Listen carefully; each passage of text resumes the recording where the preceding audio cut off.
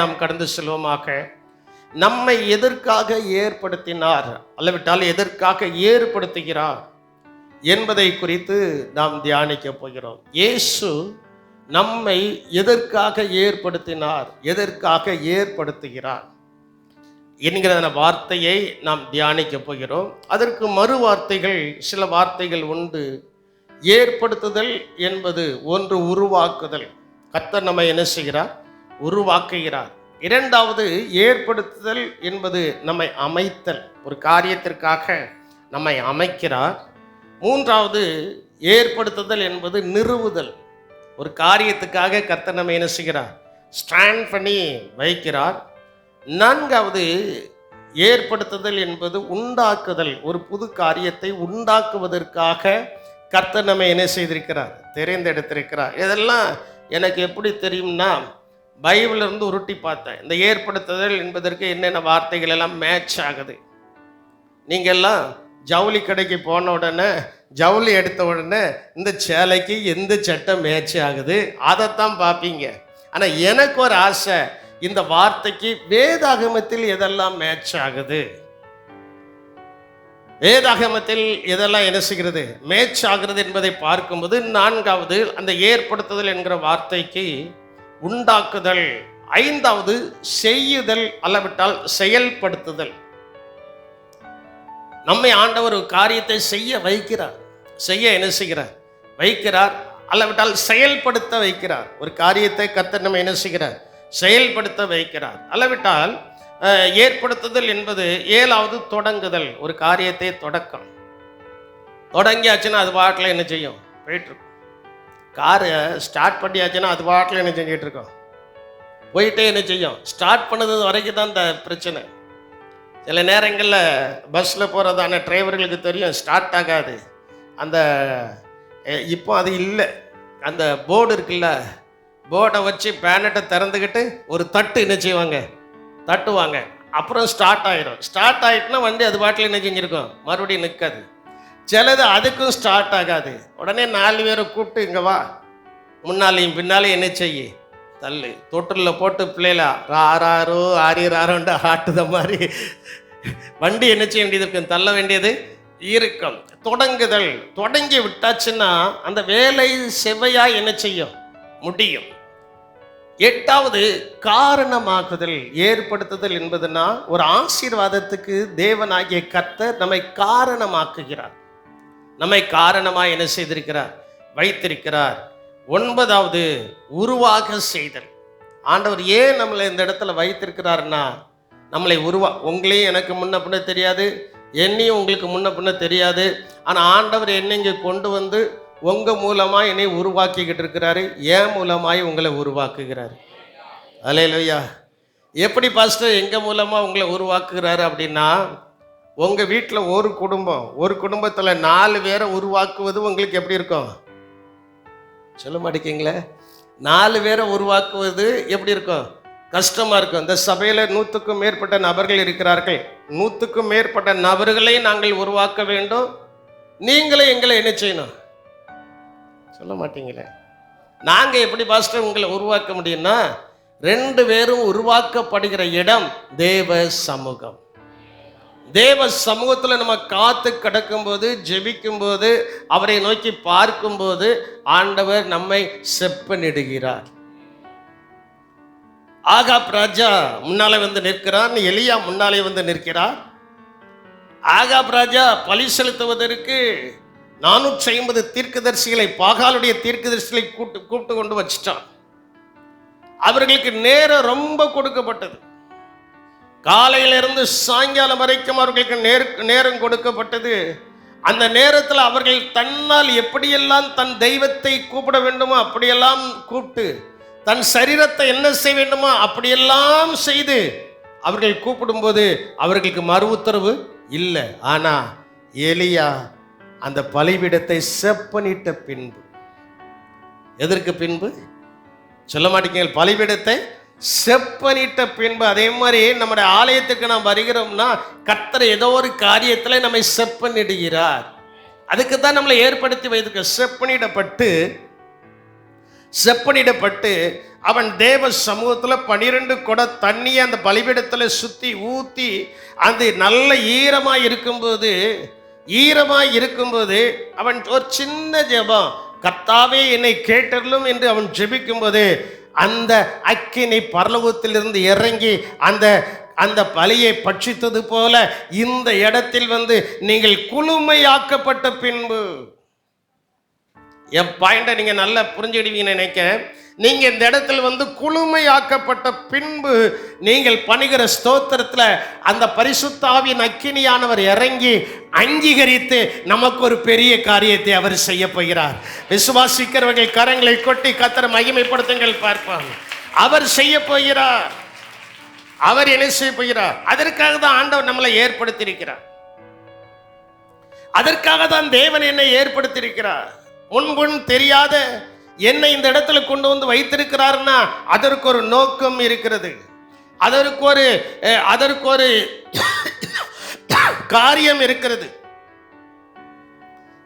இருக்கிறது. எங்கேயோ பிறந்து எங்கேயோ வளர்ந்து இந்த விளாத்திகுலத்தில் இன்னைக்கு இந்த ஊழியத்தில் கர்த்தர் வச்சிருக்கிறார்னா தட் இஸ், அதுக்கு ஒரு முக்கியத்துவம், அதுக்கு ஒரு நோக்கம் என்ன செய்கிறது இருக்கு. அதே போல நீங்களும் எங்கேயோ பிறந்து எங்கேயோ வளர்ந்து எப்படிலாமோ வளர்ந்து இந்த சபையில அமைதியா உட்கார்ந்துகிட்டு இருக்கீங்கன்னா அதுக்கு ஒரு நோக்கம் இருக்கு. என்ன நோக்கம் என்றால் ஆண்டவருடைய துதியை நாம் சொல்லிக்கொண்டே இருக்க வேண்டும். வாசியுங்கள், ஏசாயா தீர்க்கதரிசன புஸ்தகம் 43ஆம் அதிகாரம் 21வது வசனத்தை நீங்கள் வாசிக்கும் போது அங்கே சொல்லப்பட்டிருக்கிறது, இந்த ஜனத்தை எனக்காக ஏற்படுத்தினேன், இவர்கள் என் துதியை சொல்லி வருவார்கள். இந்த ஜனத்தை யாருக்காக ஏற்படுத்தினாரா? இங்க இருக்கிற நீங்களும் நானும் இயேசுவுக்காக ஏற்படுத்தப்பட்டவர்கள். விசுவாசிக்கிறவர்கள் மட்டும் 2 கரங்களை உயர்த்தி ஒரு அலையிலேயே சொல்லுங்க பாப்பா. அப்படி சொல்லுங்க, 2 கரங்களை உயர்த்தி சொல்லுங்க. இங்க இருக்கிற நான் இயேசுவுக்காக ஏற்படுத்தப்பட்டவள் ஆகையினால் இயேசுவின் துதியை தினமும் எல்லா நேரங்களிலேயும் நான் சொல்லி வருவேன். அந்த உறுதி எடுத்தவர்கள் நல்ல தலைக்கு மேலாக கரங்களை கொட்டி கர்த்தரை மகிமைப்படுத்துங்கள். ஆண்டவர் சொல்கிறார், இந்த ஜனத்தை எனக்காக ஏற்படுத்தினேன். யாருக்காக? வேற யாருக்காகவும் இல்லை. இந்த ஜனங்கள் உருவாக்கப்பட்டது யாருக்காக? இயேசுவுக்காக. இயேசு சீக்கிரம் வரப்போகிறார். அவர் வரும்போது அந்த எக்கால சத்தம் துணிக்கும் போது அவருக்காக ஏற்படுத்தப்பட்ட ஜனங்கள் துதியை சொல்லிக்கொண்டே அந்த பரலோக ராஜ்யத்தில் போய் நிற்பார்கள். மத்திய ஆகாயத்தில் போய் என்ன செய்வார்கள்? வேற என்ன வார்த்தையை நீங்கள் உபயோகித்தாலோ அந்த பரலோக ராஜ்யத்துக்கு போக முடியாது. போறதுக்கு ஒரே ஒரு வார்த்தை தான், துதி தான். அதான் நமக்கு பெட்ரோல், அதுதான் நமக்கு எரிபொருள். அந்த தோத்திரம் சொல்ல சொல்ல சொல்ல சொல்ல அந்த இருதயம் பொங்கும். பொங்க பொங்க பொங்க நம்முடைய மாம்சிக கண்கள் மூடப்பட்டிருக்கும்ல, இந்த அற்பமான சரீரம் அவருடைய மகிமையான சரீரத்திற்கு ஒப்பாக என்ன செய்யும்? மறுரூபமாக்கப்படும். மறுரூபமாக்கப்பட பட பட பட பட அது அப்படியே ஸ்டெப் எடுத்து அந்த வேகம் வரும்போது ஒரு இமை பொழுதுல அந்த தேவ ராஜ்யத்திற்குள் நாம் நுழைய போகிறோம். அல்லேலூயா. இவர்கள் இந்த ஜனத்தை எனக்காக ஏற்படுத்தினேன், இவர்கள் என் துதியை என்ன செய்வார்கள்? சொல்லி வருவார்கள். அப்போ தேவனுக்காக ஏற்படுத்தப்பட்டவர்கள் எப்படி இருக்க வேண்டும்? மோசேனுடைய மாமன் எத்ரோ அவனிடத்தில் சொல்கிறான், எப்பா நான் காலையில இருந்து பார்க்கிறேன், நீ ரொம்ப கஷ்டப்படுத, ஆனா இவங்களுக்கு நீ ஒரு காரியத்தை ஏற்படுத்த வேண்டும். அந்த ஏற்படுத்தப்படுகிற ஜனங்கள் எப்படி இருக்க வேண்டும் என்று அவன் அழகாய் எடுத்து சொல்கிறான். வாசியுங்கள், யாத்திராகமத்தின் புஸ்தகம் 18ஆம் அதிகாரம் 21வது வசனத்தையும்.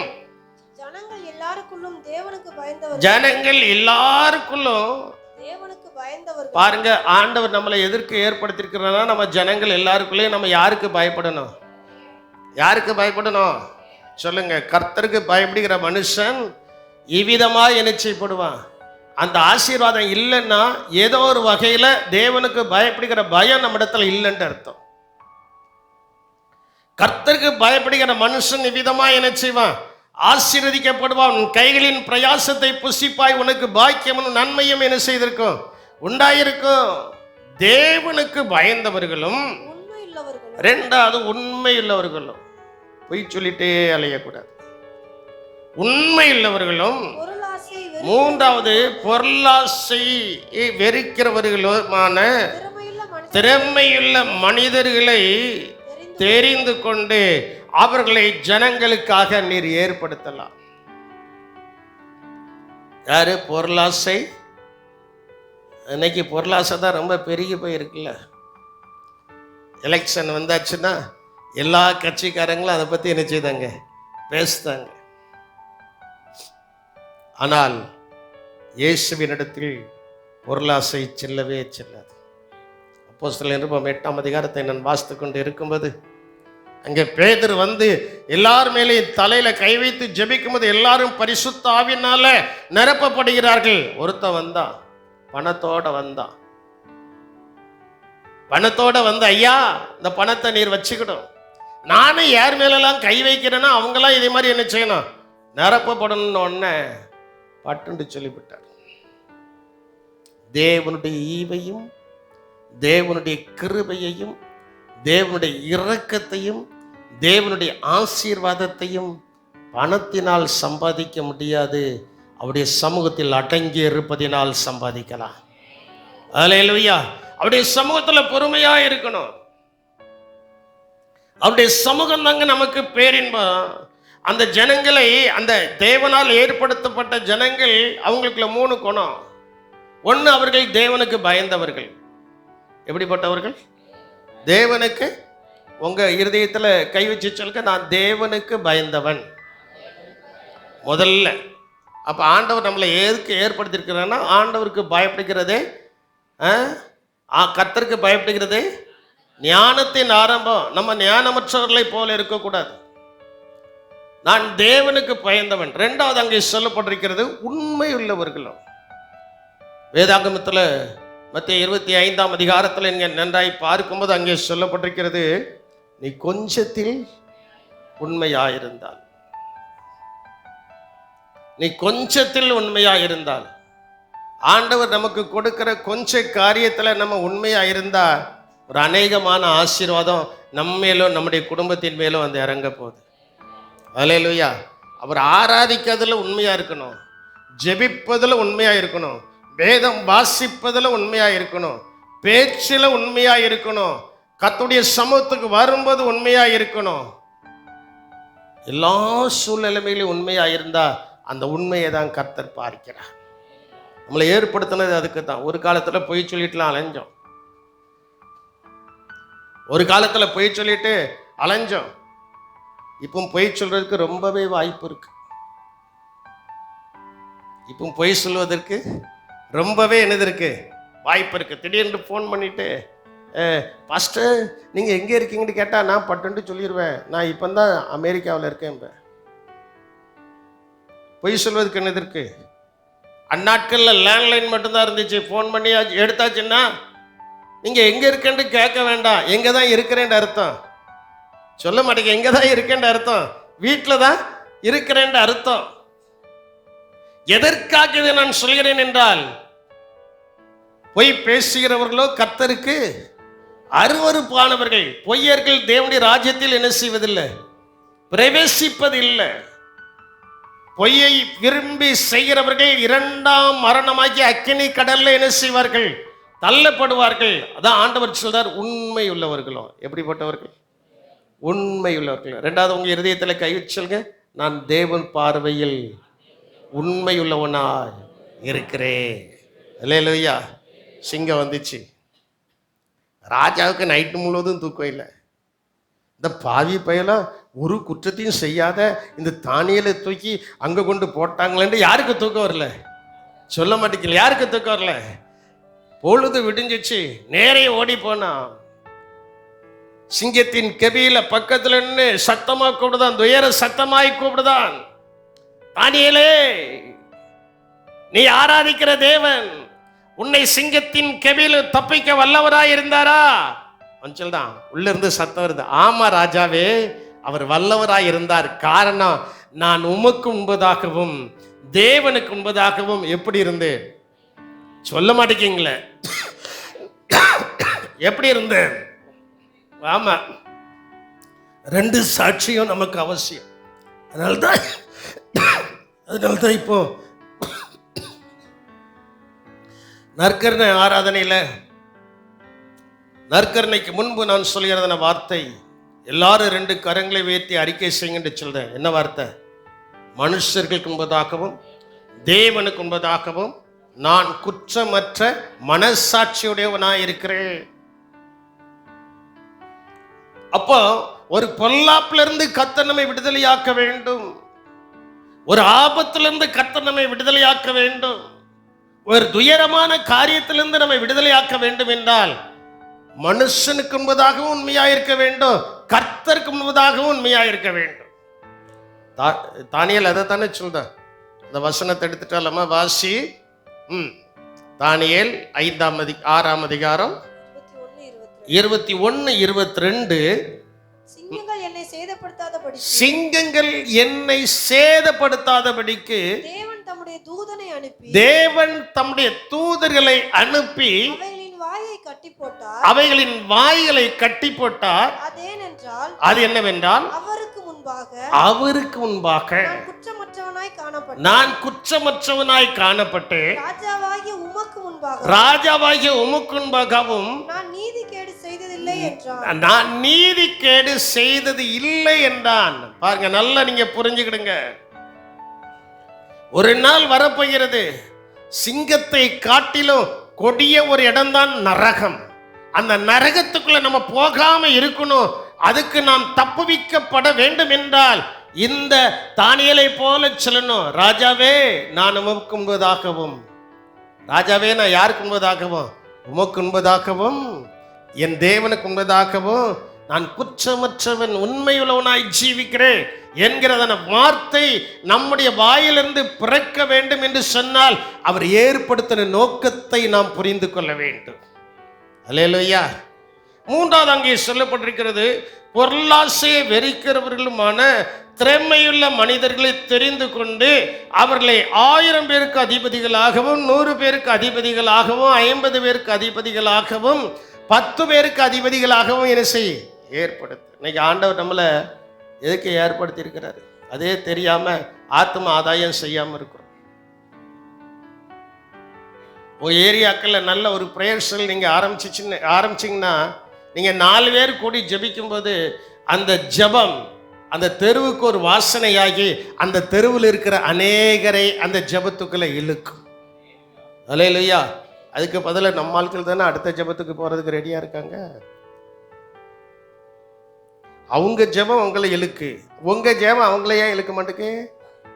சொல்லுங்க, என்னடா எங்க போனாலும் இவர் விட மாட்டேக்கார, இன்னைக்கு என்ன எண்ணத்துல வந்திருக்காரோ தெரியலையா? இல்ல, ஏற்படுத்தினவர் எதற்காக ஏற்படுத்தி இருக்கிறாரோ அந்த உண்மையை நாம் கற்றுக்கொள்ள வேண்டும். அல்லேலூயா. பாருங்க, பீலையாமை கர்த்தர் நல்ல தீர்க்கதரிசியா தான் ஏற்படுத்தினாரு. ஆனா அவருக்குள்ள என்னது வந்துட்டு, நான் இங்க தான் பிரசங்கம் பண்ணதானா வேற எங்கேயும் பிரசங்கம் பண்ணதானு எனக்கு தெரியல. பீலையாம ஆண்டவர் நல்ல தீர்க்கதரிசியா தான் ஏற்படுத்தினாரு. ஆனா அவனுக்குள்ள என்னது வந்துட்டு, அவன்கிட்ட போய் இப்போ போய், ஐயா தேசத்துல நான் பாதி தாரேன், 1 சென்ட் 2 சென்ட் வாங்குறதுக்கே இங்க தரிகமா 10 போட்டுட்டு இருக்கு. அந்த இடத்துல இப்போ ராஜா சொல்லுதாரு, என் தேசத்துல நான் என்ன செய்தேன், பாதி தருகிறேன், நீர் என்ன விரும்பி கேட்டாலும் அதெல்லாம் தர்றேன்னு கொஞ்சம் உள்ளம் குளிர்ந்துச்சு. உள்ள என்ன செஞ்சுட்டு குளிர்ந்துட்டு, குளிர்ந்த உடனே முதலாவது அனுப்பிட்டான். இல்லை இது ஆண்டவருக்கு பிரியமில்லைன்னு முதலாவது அனுப்பிட்டான். 2வது சொன்ன, என்னடா செய்ய, சரி நீங்களும் தங்குங்க. அவனே சொல்லி அனுப்பியிருக்கணும். ஆண்டவர் ஒரு திருப்புன்னு சொன்னதை 2வது திருப்பு அவர் என்ன செய்ய மாட்டாரு, திருத்த மாட்டார். போங்கன்னு அனுப்பியிருக்கணும். போகாம தங்க வச்சுட்டோம்ல, கர்த்தரும் போன்ட்டார். போயிட்டு இந்த மனுஷன் பட்டப்பாடு கொஞ்சம்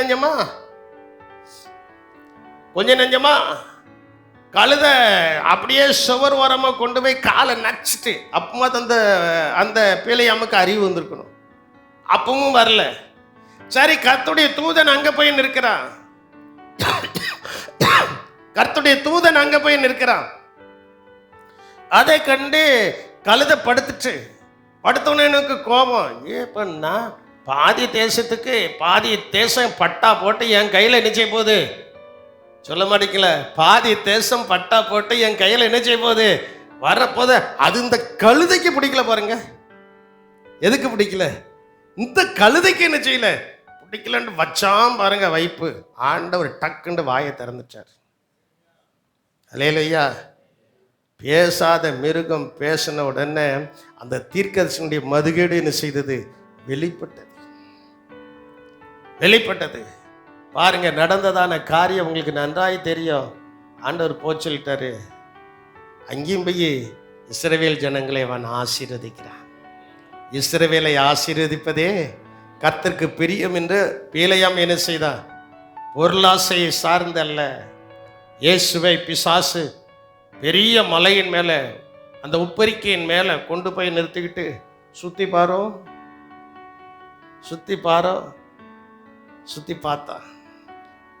பார்த்தாரு. பார்த்துட்டேன்பா, இவைகள் எல்லாம் எனக்கு கொடுக்கப்பட்டிருக்கு, இவைகள் எல்லாம் எனக்கு என்ன செய்யப்பட்டிருக்கு, இதெல்லாம் நான் உமக்கு தரப்போறேன். நீ ஒன்று மட்டும் செய்யணும். என்ன செய்யணும்?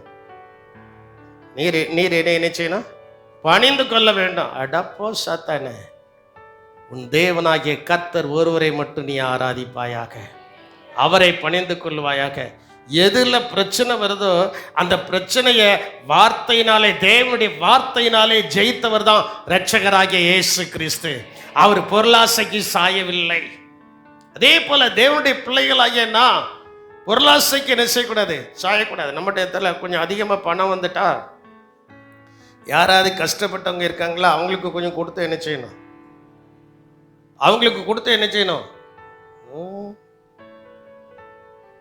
அப்படி வேதாகமத்தில் இருக்கா பாஸ்டர்? உங்களுக்கு தெரியாதோ? ஏழைகளுக்கு இறங்குகிறவன் நானே ஏழை, எனக்கே ஒருத்தர் இறங்க மாட்டேங்காங்கன்னா ஆண்டவர் ஒரு காலத்தில் இறங்க மாட்டார். கர்த்தர் கொடுக்க கொடுக்க கொடுக்க நீங்க பெத்த பிள்ளைகளுக்கும் செய்யணும். அதே நேரத்தில் உங்கள் கண் காண எவர்கள் ஏழைகளாய் கஷ்டப்பட்டு கொண்டிருக்கிறார்களோ அவர்களுக்கும் செய்யும் போதுதான் கர்த்தர் உங்களுடைய கையின் பிரயாசங்களை ஆசீர்வதிப்பார். நம்ம சபையில்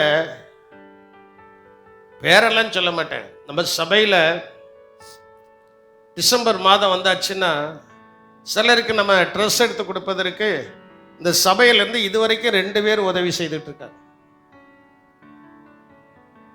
2 குடும்பம் உதவி செய்துகிட்டு இருக்கு. இந்த சபையிலிருந்து 2 குடும்பம் உதவி செய்துகிட்டு இருக்கு. அப்போ பாருங்க, அவங்களுக்கு யாரும் சொல்லி கொடுக்கல, கர்த்தர் அவர்களை ஆசீர்வதிக்கிறார். அவர்கள் ஆசீர்வதிக்கப்பட்டதிலிருந்து அவங்களா எடுத்து கொடுக்கல, நேர என்கிட்ட கொண்டு வந்து கொடுத்துருவாங்க, பாஸ்டர்கிட்ட கொடுத்துருவாங்க. எதற்காக இதை சொல்றேன்னா, அவங்களை கர்த்தர் ஆசீர்வதிக்க என்னை ஆசீர்வதித்த தேவன் பிறரையும் ஆசீர்வதிக்க வேண்டும் என்கிற எண்ணத்துல பிறருக்காக அவர்கள் கொடுக்கிறார்கள் அல்லவா, அவர்களை கர்த்தர் இன்னும் உயர்த்துவார். அல்லேலூயா. ஏழைகளுக்கு இறங்கிறவன் கர்த்தருக்கு என்ன செய்கிறான்? கடன் கொடுக்கிறான். பொருளாசையை வெறுக்கணும். பொருளாசை என்ன செய்யணும்? வெறுக்கணும். பொருளாசை நமக்கு வேண்டாம், எவ்வளவுதான் வரட்டும். நேற்றைக்கு நானும் பாஸ்டரும் இந்த பொன்ராஜை குறித்து பேசிகிட்டு இருக்கும்போது ஒரு படிப்பை குறித்து பேசணும், எவ்வளோ செலவாகுமாம்மா அப்படின்ட்டு பேசிகிட்டு இருக்கும்போது சொன்னாப்புல, அது ஆண்டவர் கொடுப்பார். ஆண்டவர் என்ன செய்வார்? என்ன ஏதுன்னெலாம் சொல்ல மாட்டேன், சொல்லக்கூடாது. அப்படி நம்ம சபையில் இருக்கிற சில பிள்ளைகளை குறித்து நாங்கள் பேசத்தான் செய்தோம். கர்த்தர் அவர்களை கிருபையாக என்ன செய்யணும்? நடத்தணும். உயர்ந்த ஸ்தானத்தில் வச்சு கர்த்தர் அவங்களை உயர்த்தி வச்சிருக்கும்போது அவங்க கீழே இருக்கிறவங்களுக்கு கொடுக்கறதுக்கு அவங்க கையை என்ன செய்யணும்? நீட்டணும். இன்னைக்கு அநேக நம்ம சபையில் இருக்கிற வாலிப பையங்களை எடுத்துக்கிட்டா, வாலிப பிள்ளைகள் எடுத்துட்டா, தான் உயர்ந்ததுக்கு அப்புறம் இன்னும் கையை நீட்டலை, அவன் கையை இப்படி மடக்கிக்கிட்டே இருக்கான், உயர்வு வரமாட்டுக்கு. நீட்டணும். கர்த்தருக்காக என்ன செய்யணும்? கொடுக்கணும். அதுக்கு தான் ஆண்டவர் நம்மளை ஏற்படுத்தியிருக்கிறார். அதுக்கு தான் கர்த்தர் நம்மளை என்ன செய்திருக்கிறார்? ஏற்படுத்தியிருக்கிறார். அப்போ தேவன் நம்மை அதிகாரியாகவே ஏற்படுத்தியிருக்கிறார். தேவன் நம்ம எப்படி ஏற்படுத்தியிருக்கிறாரு? அதிகாரியா? என்னெல்லாம் ஆண்டவர் அதிகாரியா தான் ஏற்படுத்தியிருக்கிறாரு. அதுக்கு எந்த குவாலிஃபிகேஷனும் என்கிட்ட கிடையாது. அதான் என்கிட்ட கேட்டதான் நான் என் குவாலிஃபிகேஷனை டீசெண்டா சொல்லுவோம்ல, MAPF. MAPFனா சிலருக்கு தெரியும், சிலருக்கு தெரியாது. சொல்றேன், மார்ச் அட்டெம்ப்ட் பட் ஃபெயில், இவ்வளவுதான் என்னுடைய குவாலிஃபிகேஷன். அந்த காலத்துல மார்ச் மாசம் தான் 10th எக்ஸாம் நடக்கும். attempt in 7 times but never pass. அதில் என்ன செய்ய முடியல, பாஸ் பண்ண. இதான் என்னுடைய குவாலிஃபிகேஷன். ஆனால் கர்த்தர் நம்ம ஏற்படுத்தினதான அந்த நோக்கத்தை நாம் புரிந்து இந்த வேத வசனம் நமக்குள்ள போக போக கர்த்தர் நம்மை அதிகாரியாக உயர்த்துகிறார். எப்படி உயர்த்துகிறார்? அவருக்கு முன்னால குவாலிஃபிகேஷன்லாம் வேண்டாம், வேண்டாம். அதுக்காக படிக்காம இருக்காத, நல்லா படிக்கணும். ஆண்டவர் உனக்கு அந்த நேரத்தை கொடுத்திருக்கிறாரு, காலத்தை கொடுத்திருக்கிறாரு, அதுக்குரிய பெற்றோரை கொடுத்திருக்கிறாரு, அதுக்குரிய பண தேவைகளை கர்த்தர் நினைச்சுக்கிறாரு, சந்திக்கிறாரு. எங்க காலங்களில் பண தேவைகளையும் சந்திக்கப்படல, சாப்பாடையும் இல்லை, அதுக்குரியதான வருமானங்களும் இல்லை. அதான் இன்னைக்கு காலையில் அவன்கிட்ட சொல்லிட்டு இருந்தேன், நான் ஏன்டா பாஸ்டரையாவை இன்னும் நான் அவ்வளோ நேசிக்கிறேன் அப்படின்னா அதுக்கு ஒரே ஒரு காரணம். 1975-76 இருந்தவங்களுக்கு தெரியும் என்ன பீரியட் வந்துச்சு, மக்காச்சோளம். பாஸ்டர் ஊழியத்துக்கு போயிட்டு வருவாங்க, கிட்டத்தட்ட 80-85 ஹோம் அடைக்கப்பட்டுச்சு. நம்முடைய ஹோம் மட்டும் அடைக்கப்படலை, அடைக்க மாட்டேன்ட்டாங்க. நான் என்ன சாப்பிடுதுன்னு அதை என் பிள்ளைகள் சாப்பிடும், நான் எத்தனை நேரம் சாப்பிடுதுன்னு அதை என் பிள்ளைகள் அத்தனை நேரம் சாப்பிடும். அன்னைக்கெல்லாம் 2 ரூபா 5 ரூபா தான் காணிக்க கிடைக்கும். அதை கொண்டு போய் ரைஸ் மில்லில் போய் மக்காச்சோள மாவு வாங்கிட்டு வந்து நல்ல கொஞ்சம் சீனி போட்டு தண்ணியை வச்சு குழப்பி உருண்டை பிடிச்சி கொடுத்தாங்க. அதைத்தான் சாப்பிட்டா, அதைத்தான் அவர்களும் சாப்பிட்டார்கள்னு சொன்னேன்னா சொல்லியடா. ஏன் அவங்களை நேசிக்கிறோம்னா அதுக்குத்தான். என் அன்பு தேவனுடைய ஜனமே, தேவனுடைய பிள்ளைகளே, அப்படி ஒரு காலகட்டத்தில் நாங்கள் வளர்ந்ததினால் படிக்கக்கூடிய சூழ்நிலைமை இல்லை. ஆனால் இன்னைக்கு ஆண்டவர் உங்களுக்கு எல்லாத்தையும் என்ன செஞ்சிருக்கிறாரு, செலவழிக்கிறதுக்கு நல்ல பேரண்டை கொடுத்துருக்கிறாரு. செலவுக்கு நீங்கள் கேட்குற நேரம்லாம் ரூபாயை கொடுக்கறதுக்கு உங்கள் அப்பா அம்மா என்ன செய்தாங்க, இருக்கிறாங்க. ஆனால் அதை நீ துருப்பிரோஜனம் ஆக்கி விட்டாய் என்றால் வாழ்க்கையிலே முன்னேறுவது கஷ்டம். அதை சரியாய் பிரயோஜனப்படுத்தி கொள்ள வேண்டும். அல்லேலூயா. அதை சரியா என்ன செய்யணும், 5 பைசா நீ வாங்கிட்டு போறியா, 5 ரூபா வாங்கிட்டு போறியா, எதற்காக செலவழிக்கிறாய்? கர்த்தர் உன்னை அதிகாரியாக உயர்த்த வேண்டும், உயர்ந்த ஸ்தானத்தில் கொண்டு போய் வைக்க வேண்டும் என்றால் செய்யக்கூடியது என்ன? யோசேப்பு ஜெயிலில் கிடக்கிறான், யோசேப்பு ஜெயிலில் கிடக்கிறான். அப்போஸ்தலர் 7ஆம் அதிகாரம் 10வது வசனத்தை வாசிக்கும் போது ஸ்தேவான் அவனை குறித்து சொல்கிறதான ஒரு காரியம். அதுக்கு பின்பு ஆதியாகமம் 41-43வது வசனத்தை நம்ம வாசிக்க போகிறோம். தேவனோ அவனோட கூட இருந்து எல்லா உபத்திரவங்களில் நின்று அவனை விடுவித்து. பாருங்க, ஆண்டவர் நம்மோடு கூட இருந்தா போதும். போத்திபாருடைய வீட்டில் செய்யாத தப்புக்கு செய்தான்னு சொல்லி டப்பு டப்பு டப்பு டப்புண்டு உதவுழுது விழுந்து அவனை தூக்கி மோசமான காவல்ல கொண்டு போய் போட்டாங்க. நான் கர்த்தரோ சொல்லுங்க, கர்த்தரோ யோசேப்போடே இருந்தார். அல்லேலூயா, அல்லேலூயா. இருந்து அவனுடைய எல்லா உபத்திரங்களில் நின்று அவனை விடுவித்து எகிப்தின் ராஜாவாகிய பார்வோனின் சமூகத்துல அவனுக்கு கிருபையையும் ஞானத்தையும் அருளினார். அந்த ராஜா அவனை எகிப்து தேசத்திற்கும் தன் வீட்டனைத்திற்கும் அவனை அதிகாரியாக ஏற்படுத்தினார். அல்லேலூயா. ஆண்டவர் உங்களையும் என்னையும் ஏன் ஏற்படுத்துகிறார், ஏன் தெரிந்து கொண்டார் என்று சொன்னால் நம்ம எல்லாரும் எப்படி மாறணும் சொல்ல மாட்டேங்களா? அதிகாரியாய் மாறி சம்பாத்தியை வாங்கி உன் கைக்குள்ளே வச்சுக்கிடாத, கர்த்தருக்காக கொடு. ஒரு சிலருக்கு தான் அல்லேலியா வருது, ஒரு சிலருக்கு அல்லேலியா என்ன செய்ய மாட்டேங்க. நீ கொடுக்க கொடுக்க உன் கிணறு ஊறிக்கிட்டே இருக்கும். கொடுக்க கொடுக்க உன் கிணறு என்ன செஞ்சுக்கிட்டு இருக்கும், ஊறிக்கிட்டே இருக்கும். ஊற அதுலேருந்து எடுத்து நீ கொடுத்துக்கிட்டே இருக்கலாம். யோசேப்பு அதைத்தான் செய்தான். இப்போ யோசேப்பை குறித்து தான் சொல்றேன். அவனை ஆண்டவர் அதிகாரியாக ஏற்படுத்தினார். அவனா அதிகாரி ஆக வேண்டும் என்று நினைக்கல. அதான் அதுல முக்கியத்துவம். அவனா நான் இந்த ஸ்தானத்துக்கு போகணும்னு அவன் நினைக்கல. அதான் 41ஆம் அதிகாரம் 33வது வசனத்தை நீங்கள் வாசிக்கும் போது, ஆதியாகமம் 41:33 நீங்க வாசிக்கும் போது அங்க அவனுடைய வார்த்தை என்னங்கிறத கொஞ்சம் சிந்திச்சு பாருங்க. ஆகையால் விவேகமும் ஞானமும் உள்ள ஒரு மனுஷனை தேடி, அவன் நான் தான் அதுக்கு பொருத்தமான ஆளுன்ட்டு யோசேப்பு தன் வாயை திறந்து என்ன செய்யல, சொல்லல. அவன் தேடல, அவன் என்ன செய்யல, தேடல. அந்த வார்த்தையை நீங்க நல்லா பார்க்கணும். அந்த ராஜாவின் இடத்துல அவன் சொல்லுதான், ஆகையால் ராஜா இப்படியெல்லாம் நடக்க போறதுனால நீர் ஞானமும் விவேகமும் உள்ள ஒரு மனுஷனை தேடி. தொடர்ந்து வாசிப்பா. அவனை எகிப்து தேசத்துக்கு அதிகாரியாக பார்வோன் ஏற்படுத்துவராக சொல்லக்கூடிய காரியத்தை சொல்லிட்டு போயிட்டான். ஆனா ஆண்டவர் விடல. அதுக்கு பொருத்தமான ஆளு யோசேப்பு தான். அல்லேலூயா. ஒருவேளை நீங்க இன்னைக்கு இந்த நிலைமையில இருந்துகிட்டு என்னைய ஆண்டவர் இப்படி உயர்த்துவாரான்ட்டு ஒரு வார்த்தையை நீங்க போட்டுக்கிட்டே இருக்கலாம். உங்களுடைய சந்தேக பேரொளிதான் வருகிற ஆசீர்வாதத்தை உங்களுக்கு கெடுத்து கொண்டு இருக்கிறது.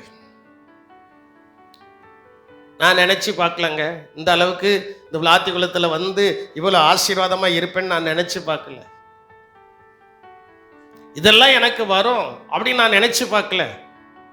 ஆனா ஒன்னே ஒண்ணு, அந்த நாள்ல இருந்து, ரட்சிக்கப்பட்ட நாள்ல இருந்து இந்நாள் வரைக்கும் இந்த வேத புஸ்தகம், இந்த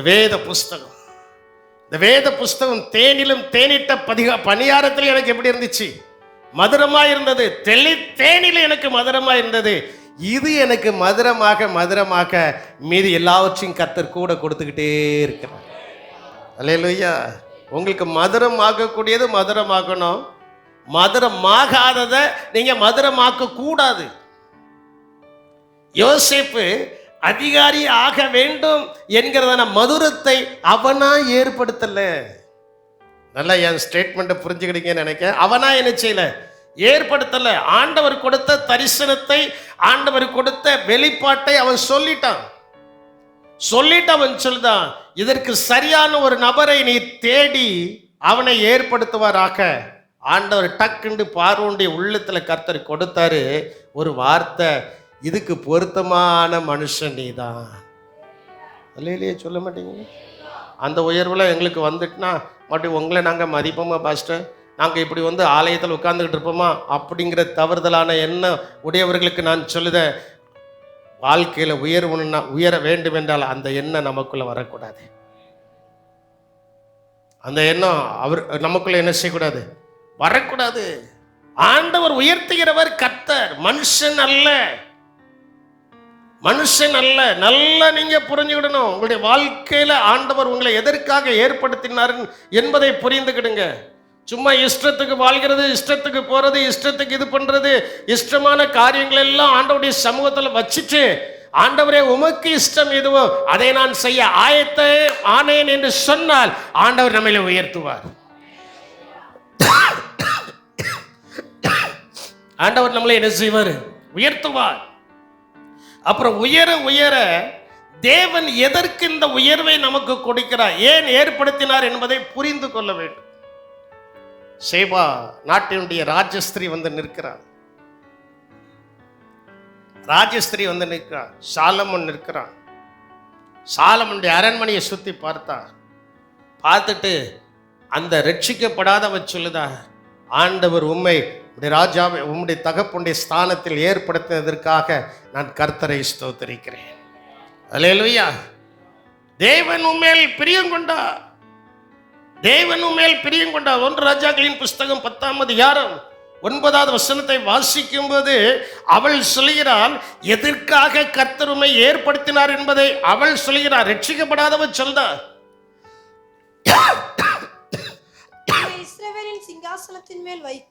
உம்மை இஸ்ரவேலின் சிங்காசனத்தின் மேல் வைக்க உம்மேல் பிரியம் கொண்ட உம்முடைய தேவனாகிய கர்த்தருக்கு ஸ்தோத்திரிக்கப்படுவாராக. கர்த்தர் இஸ்ரவேலை என்றைக்கும் சிநேகிக்கிறபடியினால் நியாயமும் நீதியும் செய்கிறதற்கு எதுக்கு ராஜாவாக ஏற்படுத்தினாரா? யாருக்கு? இஸ்ரவேலை. கர்த்தர் இஸ்ரவேலை என்றென்னைக்கும் சிநேகித்தபடியினால் ஆண்டவர் இன்னைக்கு உங்களையும் உங்க குடும்பத்தையும் சிநேகிக்கிறாரு. சிநேகிக்கும் போது நீங்க எல்லாரும் சேர்ந்து, நாம் எல்லாரும் சேர்ந்து என்ன செய்யணும்? நீதியும் நியாயமும் செய்வதற்காக தான் கர்த்தர் நம்மளை ஏற்படுத்தியிருக்கிறார். இயேசு நம்மளை என்ன செய்திருக்கிறார்? ஏற்படுத்தியிருக்கிறார். அப்ப இயேசு நம்மளை ஏற்படுத்தினதான காரணம் என்ன? நாம் இந்த நிலைமையில இருப்பது தேவனுடைய சித்தம் அல்ல. அடிக்கடி நான் சொல்கிற வார்த்தையை இன்னைக்கு மீண்டும் ஒரு விஷயம் சொல்கிறேன். நாம் இந்த நிலைமையில இருப்பது தேவனுடைய சித்தம் அல்ல. இதை காட்டிலும் ஒரு உயர்ந்த அனுபவத்தில் கர்த்தர் நம்மளை கொண்டு போய் நிறுத்துவதற்கு சாஷ்டாங்கமாய் அவருடைய சமூகத்துல அப்பாண்டு விழுந்தாச்சுன்னா மகனேண்டு அவர் தூக்கிடுவார். லேலியா சொல்ல மாட்டேங்களே. நாத்தான் காத் ரெண்டு பேரும் சேர்ந்து தாவீதை புடமிட்டார்கள். செய்துட்டான் தப்பு. சொன்ன உடனே நேர தேவ சன்னிதானத்தில் போய் சாஷ்டாங்கமாய் விழுந்துட்டான். விழுந்து யெகோவா தேவனிடத்தில் அவன் போராடி ஜெபிக்க ஆரம்பித்தான். அந்த போராடி ஜெபித்ததான சங்கீதம் தான் 51ஆம் சங்கீதம். போராடி ஜெபித்தான். போராடி ஜெபித்து எந்தித்தான். இனி இந்த தப்பை செய்யாத. ஏற்கனவே ஆண்டவர் சொல்லிட்டாரு, என் இருதயத்திற்கு ஏற்ற தாசண்டு சொல்லிட்டாரு. தாசண்டு சொன்னதுக்கு அப்புறம் நீ இந்த தப்பை செஞ்சிட்டியப்பா அப்படின்ட்டு ஆண்டவர் அவனுக்கு சிறிய சிக்ஷையும் கொடுத்து அவனை மீட்டெடுத்தார். அதே போல தான் ஆண்டவர் ரட்சிக்கப்பட்டு அவரோடு கூட உடன்படிக்கை பண்ணும்போது ஆண்டவர் என் இருதயத்துக்கு ஏற்ற மகன், என் இருதயத்துக்கு ஏற்ற மகள்னு சொன்னதுக்கப்புறம் சில காரியங்கள் வேண்டாத காரியத்தை செய்திருக்கோம்ல, அதனால தான் சில சிக்ஷைகள் வந்தது. என்னது வந்தது? சில சிக்ஷைகள் என்ன செய்தது? வந்தது. அதிலிருந்து நாம் மீள வேண்டும் என்றால் இயேசு நம்ம ஏற்படுத்தினதான நோக்கத்தை நாம் புரிந்தவர்களாய் அறிந்தவர்களாய் என்ன செய்ய வேண்டும்? இருக்க வேண்டும். இயேசு ஏன் 12 பேரை தேர்ந்தெடுத்தாரு சொல்லுங்களா? இயேசு ஏன் 12 பேரை தேர்ந்தெடுத்தாரு? வாசிங்க. மத்தேயு எழுதின சுவிசேஷம், மார்க் எழுதின சுவிசேஷம் 3ஆம் அதிகாரம் 14-15 வசனத்தை வாசிக்கும் போது அங்கே சொல்லப்பட்டிருக்கிறது, அப்பொழுது அவர் 12 பேரை தெரிந்து கொண்டு அவர்கள் தம்மோடு கூட இருக்கவும். ஒன்று நான் உங்களுக்கு சொல்றேன், இயேசு ஏன் நம்மை தெரிந்து கொண்டார்கள்னா நாம் அவரோடு கூட இருக்க. அல்லையிலே சொல்ல மாட்டீங்க. நாம் யாரோடு கூட இருக்க? இயேசுவோடு கூட இருக்க. யாரோடு கூட இருக்க? திருமணம் ஆகிட்டுன்னா அந்த மனைவி யாரோட இருக்கணும்? புருஷனோட என்ன செய்யணும்? இருக்கணும். அதே போல ஆண்டவர் நம்மளை ஏற்படுத்திட்டாருன்னா ஏற்படுத்தினவர் கூட நாம் என்ன செய்யணும்? எனக்கு காது கேட்க மாட்டேக்க. கொஞ்சம் சகோதரர்களான்னு சொல்லுங்க, யாரோடு கூட இருக்கணும்? சகோதரர்கள் சொல்லுங்க, யாரோடு கூட இருக்கணும்? காது எனக்கு கேட்க மாட்டேக்கு, கொஞ்சம் சத்தமாக தான் சொல்லுங்களா. இயேசுவோடு கூட. வெளியில் இருக்கவங்களான்னு சொல்லுங்க பாப்போம். நீங்கள் வாயை திறக்கலையே. யாரோடு கூட இருக்கணும்? அப்படி சொல்லணும். நாம் இயேசுவோடு கூட இருக்கணும். இயேசு நம்மளை ஏற்படுத்துறதான காரியமே அதுதான். ஒன்று இயேசுவோடு கூட இருக்கவும், பிரசங்கம் பண்ணும்படியாக தாம் அவர்களை அனுப்பவும். ஒரு 15 வருஷத்துக்கு முன்னால சபையில் ஒரு சிலரை நான் ஏற்படுத்தி கிராமத்தில் போய் நீங்கள் அந்த ஜபங்களை கொஞ்சம் பக்குவப்படுத்துங்க, பெரியப்படுத்துங்கன்னா அவங்க சபையிலேருந்தே வேற சபைக்கு அவங்கள பற்றிட்டாங்க. அம்மா வேற சபைக்கே என்ன செஞ்சிட்டாங்க? பற்றிட்டாங்க. அப்படிப்பட்ட பரிசுத்தவான்கள்லாம் என்கிட்ட இருந்திருக்காங்க. அவர்கள் மத்தியிலே இன்னைக்கு சபை அழியாமல் இருக்குதுன்னா இது ஏசப்பா ஏற்படுத்தின சபை. அல்லேலூயா. யார் ஏற்படுத்தின சபை? ஏசப்பா ஏற்படுத்தின சபை. ஆண்டவர் 2 பேரை அனுப்புதார். இப்போ பிரசங்கம் பண்ண, நல்லா சொல்லு, இயேசுவை பற்றி சொல்லு, என்னை பற்றி சொல்லு, வேற எதையும் பற்றி சொல்லாத. யாரை பற்றி சொல்லணும்? இயேசுவை மட்டும். மனுஷகுமாரன் உயர்த்தப்பட்டிருக்கும் போது அவர் சகலரையும் தன்னிடத்தில் என்ன செய்வார்? இழுத்து கொள்வார். என்னை உயர்த்துப்பா, அதுக்கு தம்பா நான் உன்னைய வச்சிருக்கிறேன் அப்படின்ட்டு அனுப்புதாரு. மூன்றாவது அங்க சொல்றாரு, வியாதிகளை குணமாக்கி பிசாசுகளை துரத்தும்படி அவர்களை அதிகாரம் உள்ளவர்களாக இருக்கவும் அவர்களை நம்ம ஆண்டவர் எதுக்கு ஏற்படுத்தி நமக்கு ஒரு அதிகாரத்தை கொடுத்திருக்கிறார். ஒருத்தருக்கு அல்லேலியா வர மாட்டேங்குது. இயேசுவின் நாமத்தினால இந்த வியாதியே இவர்களை விட்டு நீங்குவதாக ஜெபம் பண்ணுதோம். நீங்கிச்சா நீங்களையா? உங்களுக்கு நீங்காதுல்ல, வாயே திறக்க மாட்டீங்க, எப்படி நீங்கும்? எத்தனையோ மரணத்தின் கட்டளை கடந்ததான நபர்கள் எல்லாம் இந்த இடத்துல இருந்து விடுதலை ஆகிட்டு போயிருக்காங்க. அல்லேலூயா. இவ்வளவுதான் அவ்வளவுதான் அப்படின்னு சொன்னதான நபர்லாம். ஒரு சாக்கை வியாபாரி இருந்தார், பிரதர் சாமியல் பிரதருக்கு தெரியும். அவர் மரண வாக்கெல்லாம் சொல்லியாச்சு. நாங்கள் ஹைஸ்கூல் தெருவில் இருக்கும்போது மரண வாக்கெல்லாம் சொல்லியாச்சு. மரண வாக்கு சொல்லி எல்லாத்தையும் சொல்லி முடிச்சாச்சு. அப்போ உபவாச ஜெபம் நடந்துகிட்டு இருக்கு. அந்த அம்மா ஓடி வந்து அழுதாங்க. போய் ஜெபம் பண்ணோம். அவர் அதுக்கப்புறம் 10-15 வருஷம் இருந்தார். ஒரு நாள் ஆண்டவருக்கு நன்றி சொல்ல உள்ள வரல. அப்ப ஆண்டவர் நமக்கு கொடுத்த அதிகாரத்தை அவர் பயன்படுத்ததான் செய்தாரு. ஆனா நன்மை பெற்றவர்கள் ஆண்டவருக்கு நன்றி செலுத்த வந்ததுதான் இந்த குடும்பம். இந்த குடும்பம் ஆண்டவருக்கு நன்றி செலுத்த வந்தவர்கள் தான் நீங்கள். தொடர்ந்து நீங்க நன்றி பலிகளை தேவனுக்கு ஏறெடுத்து கொண்டு இருக்கும் போது என்ன நடக்க போயிருதுன்னா, அத்தனை கண்களுக்கு முன்பு கர்த்தர் ஏற்படுத்தினதன் நோக்கத்தை உங்களை கொண்டு கர்த்தர் நிரூபிக்க போகிறார். அல்லேலூயா. சும்மா ஒன்றும் கிராமத்துல இருந்து, சும்மா ஒன்றும் ஒரு தெருவில் இருந்து, சும்மா ஒன்றும் அடுத்த இடத்துல இருந்து நீங்க இந்த இடத்துல வந்து உட்கார்ல. இந்த இடத்துக்கு நீங்க வாரீங்கனாலே ஏதோ ஒரு காரியத்தை கர்த்தர் உங்களை கொண்டு செய்ய போகிறார். அதற்கு கர்த்தர் உங்களை அதிகாரமுடையவர்களாய் மாற்ற போகிறார் என்பதை கர்த்தர் வெளிப்படுத்ததான் இந்த சபையில கர்த்தர் உங்களை கொண்டு வந்து வைத்திருக்கிறார். அல்லேலூயா. நான் கடந்த நாட்கள் உட்கார்ந்து, ஆண்டவரே எனக்கு முன்ன பின்ன இந்த இடம் தெரியாது, எதுக்குப்பா கொண்டு வந்தீரு, அந்த நோக்கத்தை நிறைவேற்றணும். அப்படி ஜெபம் பண்ணிட்டு இருக்கும்போது தான் அந்த ஏற்படுத்தினாருங்கிறதான வார்த்தையை கர்த்தர் தந்தார். அதைத்தான் இன்னைக்கு உங்களுக்கு முன்னால வைக்கிறேன். நல்லா கவனிச்சுடுங்க. ஆண்டவர் சும்மா ஒன்றும் உங்களை இந்த இடத்துல கொண்டு வந்து வைக்கல. உங்களை ஒரு அதிகாரம் உடையவர்களாய், யோசேப்பை எப்படி அதிகாரம் உடையவனாய் மாற்றினாரோ, தாவீதை எப்படி அதிகாரம் உடையவனாய் கர்த்தர் மாற்றினாரோ, ஒரு எஸ்தரை தாயின் தகப்பனும் இல்லாத எஸ்தரை எப்படி ஒரு அதிகாரம் உடையவர்களாய் மாற்றினாரோ, ஏற்படுத்தினாரோ, அதே போல ஏன் கண்காண இயேசுவின் வருகை தாமதித்தால் இந்த சபையில இருக்கிற அநேகரை அதிகாரமுடையவர்களாய் மாற்றும்படியாகத்தான் இயேசு இந்த இடத்துல உங்களையும் என்னையும் கொண்டு வந்து வைத்திருக்கிறார். விசுவாசிக்கிறவர்கள் நல்ல கரங்களை கொட்டி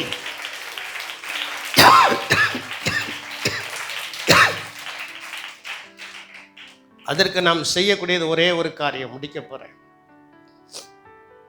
அதற்கு நாம் செய்யக்கூடியது ஒரே ஒரு காரியம். நாம் ஆண்டவரை தெரிந்து கொள்ளவில்லை, இயேசு நம்மை தெரிந்து கொண்டார். யாரு தெரிந்து கொண்டார்?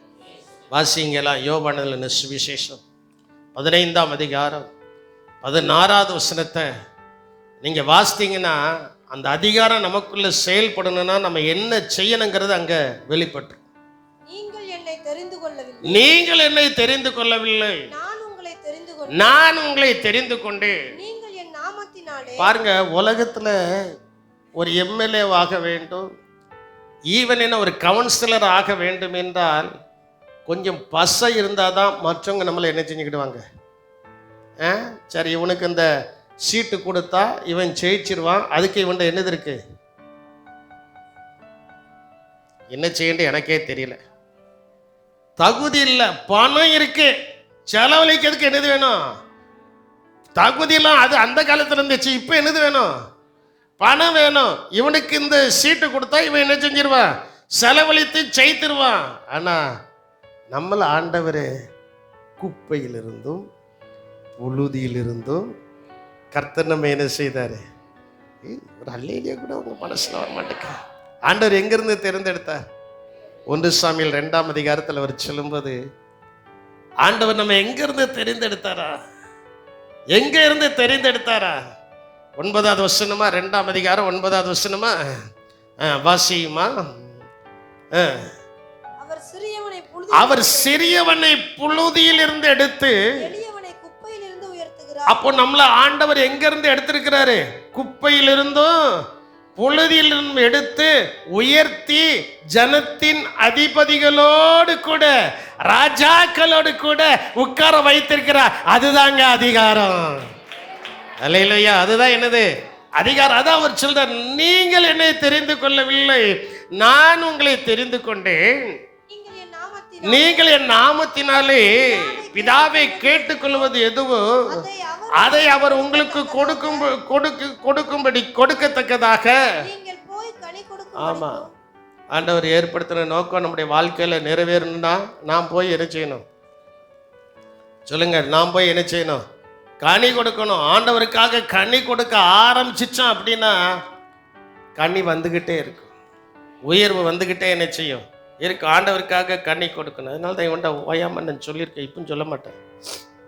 கீழ்ப்படியலைன்னா அவனுக்கு சொல்ல மாட்டேன்.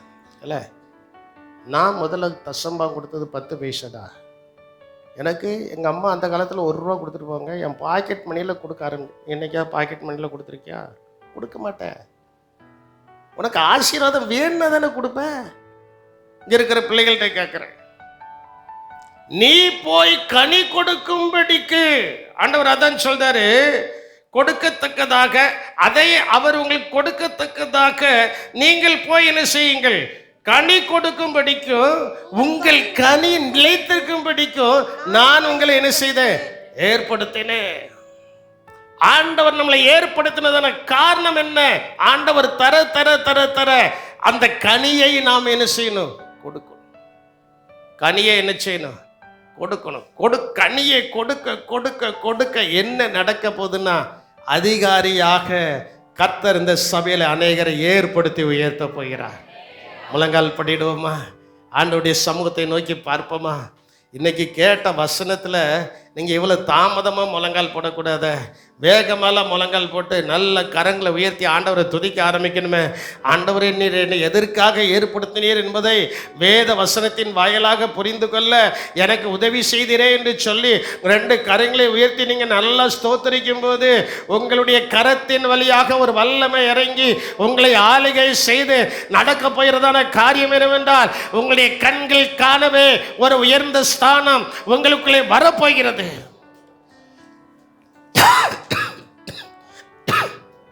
உங்களுடைய கண்கள் காணவே தேவனாகிய கர்த்தர் ஒரு உயர்ந்த ஸ்தானத்தில் வைத்து உங்களை ஆசீர்வதிக்க போகிறார். அப்படி என்னை ஆசீர்வதிக்க வேண்டும், என்னை உயர்த்த வேண்டும், என்னை தேவன் அவிதமாய் நடத்த வேண்டும். ஏற்படுத்தின அந்த சபைக்கு வந்ததான காரியம், இந்த சபையை ஆண்டவர் கொடுத்ததான காரியம், எதற்காக ஏற்படுத்தினார் என்கிறதான சில காரியங்களை, இன்னும் நிறைய காரியங்கள் இருக்கு, நேரம் இல்லை, நான் முடிக்கிறேன். சில காரியங்களை கர்த்தர் வெளிப்படுத்தினாரு.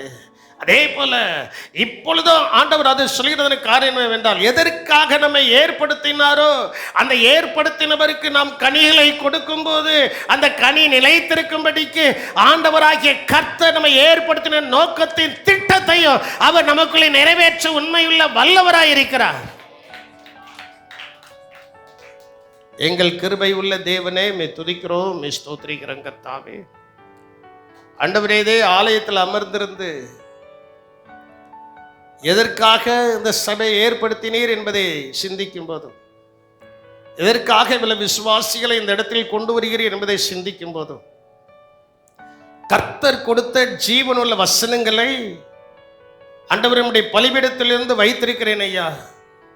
இந்த ஜீவனுள்ள வசனம் ஏற்ற சமயத்துல, தக்க சமயத்துல இந்த வசனத்தை கேட்ட பிள்ளைகளுடைய வாழ்க்கையில அதிகாரி என்கிறதான ஒரு உயர்வு தம்முடைய பிள்ளைகளுக்கு வரவும் அதிலே உமக்கு கனி கொடுக்கவும் கர்த்தர் இந்த பிள்ளைகளை பிதா குமாரன் பரிசுத்தாவின் நாமத்தினால நீங்கள் ஆசீர்வதிக்க போகிறபடினால உமக்கு ஸ்தோத்திரம்.